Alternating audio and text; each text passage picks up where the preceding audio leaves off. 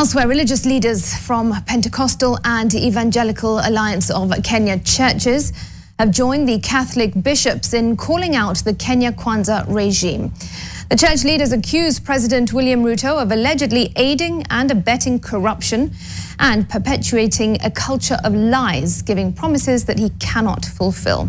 They're also concerned about the current political situation in the country, which they say has continued to divide Kenyans along ethnic lines, urging the head of state to step up and address the challenges affecting the people. Kevin Mutai has more. The rift between President William Ruto's administration and the church continues to widen.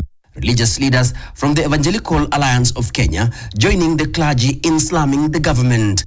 They are concerned over what they term as ballooning expenditure by the executive at the detriment of the taxpayers. The austerity spending included defunding the social sectors of the country, increasing taxes, and interest rates, among others, have forced the country to borrow more and plunge the country into a near-death crisis. The church is also concerned about the increasing cases of forced disappearances, abduction, and even femicide. As EAK, we're concerned that there has been a spate of abductions, extrajudicial killings, arbitrary arrests, and excessive use of force when dispersing demonstrators and arresting of individuals from their homes. The issue of femicide and GBV has escalated of late, and the key factor of this is poverty. Poverty brings a lot of mistrust.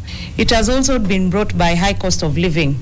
People have seen life to be very difficult, and they think the best way is to do away with the families, to do away with the partner and the children. The church leadership is also worried about the political tension in the country, saying that it has polarized the nation, causing ethnic tensions and a threat to Kenya's democratic gains. We can tell that the country is neither united nor cohesive.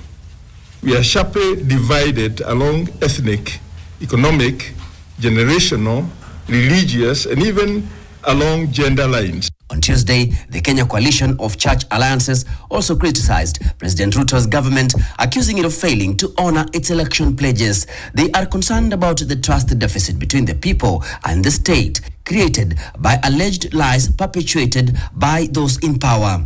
We advise, as the clergy, the president, if possible,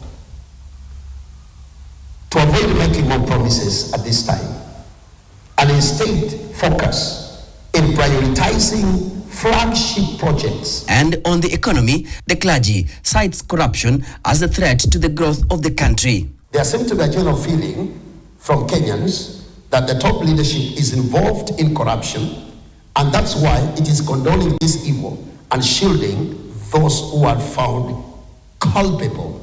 Kevin Mutai, NTV.